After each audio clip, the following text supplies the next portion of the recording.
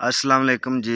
मैं तुहाडा भाई अहमद बिलाल बोतला ते तुसीं वेंदे पिओ तुहाडा अपना चैनल अहमद बिलाल बोतला व्लॉग्स।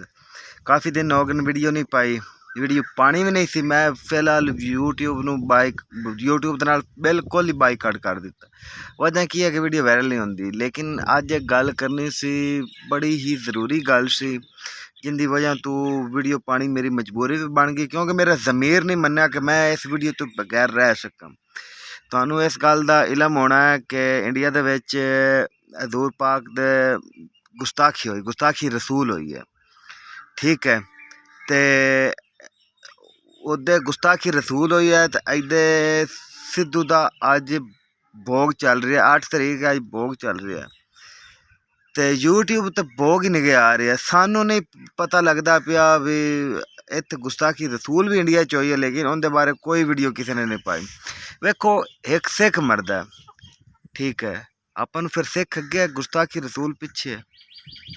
अगर भाई आप गुस्ताखी रसूल दा मतलब जड़ियां ना गर्दन वो नहीं उड़ा सकते ना, तो आप मुसलमान बंदे ही नहीं। आप चूड़ियाँ पा लीए, आप हिजड़े हैं वैसे ही। अगर आप गुस्ताखी रसूल करन वाला अजे तक भी जिंदा इंडिया दे विच, इंडिया वाले मर जाओ डुबते यार। कम से कम पाकिस्तान के मुसलमान उधर नहीं जा सकते, तुम तो कुछ कर लो, ठीक है। बड़े दुख वाली गल है कि एक साइड तो सिख मरिया, सिद्धू मूसेवाला मरिया। TikTok, Facebook, snack video, YouTube, Instagram, Twitter, हर जगह ते सिद्धू सिद्धू सिद्धू मूसेवाला होंदा रही है। लेकिन गुस्ताखी रसूल हो, ये किसी बंदे स्टेटस नहीं लाया। सिद्धू तो हर बंदे ने 10-10 स्टेटस, 12-12 स्टेटस, फेसबुक स्टोरियाँ, ये वो सारा कुछ। लेकिन इधे गुस्ताखी रसूल का किसी ने अपने मोबाइल ते खाली स्टेटस ही नहीं लाया यार। बड़े दुख वाली गल है। मैं वीडियो नहीं पानी सी, मैं आख्या भी थोड़ा जिहा मैं दसा कि यार आप केड़ी राह ते चल पे। गुस्ताखी रसूल दी एक ही सज़ा, सर तन से जुदा, सर तन से जुदा। मैं बार बार नारा कहने का मतलब मेरा ये है कि मैं तुहानू दसना चाहना गुस्ताखी रसूल जिंदा नहीं रहना चाहिए यार।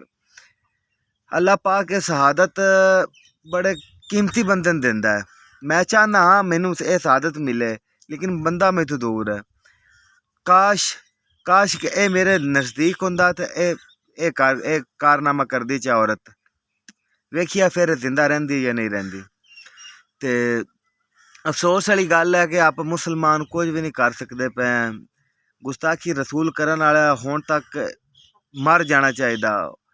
उनकी गर्दन सर तन तो जुदा। खादम हुसैन रिजवी दे जेहड़े ना वो थल्ले वाले बस वो गल्लां करदे हन, लेकिन उन्हें काम कदे नहीं किया।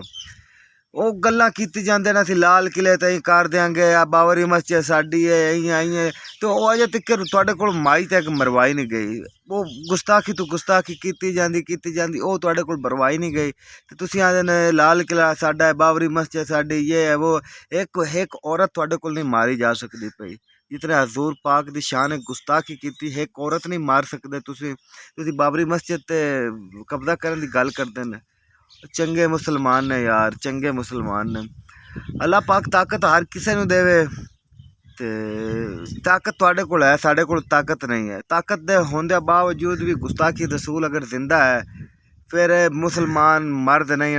मैं इन्हां मर्दां वाली लैन च नहीं गिनदा, हिजड़े वाली लैन च। साफ जी गल है, आप सीधे जे बंदे हैं, साफ जे बंदे हैं। मैं साफ कह रहा कि मुसलमान हिजड़े हैं, जिन्हां कोल एक औरत नहीं मरी जा सकती पई। अल्लाह पाक दा कोई कह रहा है ना ते कि इन्हां को एक औरत का सिर जड़ा ना तन तो जुदा नहीं, और एक गर्दन नहीं उठी जाती पई। मतलब अफसोस वाली गल है कि एक औरत हो के तो गुस्ताखी मतलब उन्होंने डर डुर कोई नहीं। अगर डर होंदा तो वो गल्लां नहीं करती है। बार बार कहने का मतलब यह है कि उनका तन तो सिर जुदा हो ही जाना चाहिए। वो बार बार कहती मैनू जी धमकियाँ दे रहे हैं जी, गुस्ताखी रसूल के कि सजा सर तन से जुदा, सर तन से जुदा। विखा दो उन्होंने सरकार की गुस्ताखी जो बोलता है उनकी जबान खिंच ली जाती है, ठीक है। ਤੇ ਵੀਡੀਓ ਬਣਾਉਣ ਦਾ ਮੇਨ ਮਕਸਦ ਇਹ ਸੀ ਕਿ ਮੈਂ ਤੁਹਾਨੂੰ ਥੋੜਾ ਉਜਾਗਰ ਕਰਾਂ ਕਿ ਯਾਰ ਉਹ ਗੱਲਾਂ ਕਰਨ ਨਾਲ ਕੁਝ ਨਹੀਂ ਹੁੰਦਾ, ਤੁਸੀਂ ਕੰਮ ਕਰ ਤੇ ਵਿਖਾ ਦਿਓ ਜੋ ਹੋਵੇਗਾ। ਮੈਂ ਨਾ ਵੀ ਇਤਨੀ ਵੱਡੀ ਸ਼ਹਾਦਤ, ਇਹ ਤਾਂ ਕੋਈ ਸ਼ਹੀਦ ਆਂਦੇ ਨਾ, ਸ਼ਹੀਦ ਦਾ ਲਕਬ ਇਤਨਾ ਜ਼ਿਆਦਾ ਹੈ ਕਿ ਉਹ ਪਤਾ ਨਹੀਂ, ਮੈਂ ਨਾ ਸਿੱਧਾ ਹੀ ਜਨਤਾ ਚ ਉਹਦਾ ਹਿਸਾਬ ਕਿਤਾਬ ਹੀ ਕੋਈ ਨਹੀਂ ਹੋਣਾ। ਤੇ मैं आना भी इनका लकब शहीद तू भी ज़्यादा है, जड़ा ये गुस्ताखी रसूल का सिर कलम करे, इनका लकब शहीद तू भी ज़्यादा है।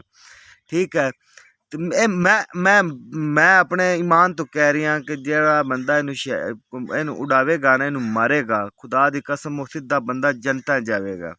ठीक है, बाकी लव यू हो गया। वीडियो बना देखने का बहुत शुक्रिया तुहाडा। तो वीडियो सिर्फ देखनी नहीं है, दिल दे विच गल्लां नूं रखो, दिल दे विच गल्लां नूं रखो मेरा भाई।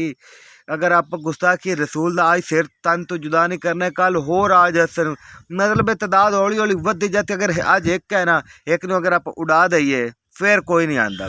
अगर एक तो दो हो गए, दो तो तीन हो गए, आप सिर्फ धरने करते रहे या सड़कों ते बह रहे, उनकी तस्वीरां पक्की तला दित्तियां। ठीक है, वो की फायदा? एक जने जावे मार ते पिछे आ जावे।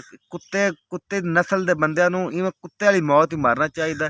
इनका सिर तो रख देन। जेड़ी जबान नाल गुस्ताखी कर दी, इनकी जबान पाले, इनके 10 टोटे होवे, फिर इनके मूँह उत्ते तकरीबन एक जेड़ा ना पूरा पत्ता कारतूसां दा लगा जावे, एक बोल्ट पूरा इनके मूँह उत्ते वजे भी इनका दिमाग ठीक हो जावे कि जिन्हें हजूर पाक की शान गुस्ताखी की। अस्तगफिरुल्लाह, अल्लाह पाक बस माफ़ी देवे। अल्फाज बोल रहे हैं, अल्फाज बोलने भी नहीं चाहिए। बाकी अल्लाह ने के बान अल्लाह तो हिफ्ज़ ईमान रखे मुसलमानों। तो एक अच्छी जी खबर मैंने 2-4 दिन सुनी जानी चाहिए कि इंडिया के मुसलमाना ये काम विखा दिता है। बाकी लव यू हो गया। तो जो भी थोड़े आस पास कोई गुस्ताखी रसूल करता है उनका सिर तन तो जुदा कर दो। खुली छुट्टी है, गुस्ताखी रसूल की बात तो बात तुम जेल रह लिख 120 साल, 30 साल, 40 साल, 50 साल। ये जन्नत की जिंदगी के मुताबिक ये साल मिनटा सकिंटा के बराबर है मेरे भाई। ठीक है, ये कुछ भी नहीं है। तुसी भाई जी इहदे ते कोई एक्शन लो, एक्शन लो, इहदे ते एक्शन लेना चाहिए तुहानू कि यार अपने नबी दी शान गुस्ताखी हुई है। बाकी लव यू हो गया। अल्लाह तुहानू इस ईमान रखे, ते अल्लाह तुहाड़ी उम्र दराज करे। ते खुदा हाफिज़।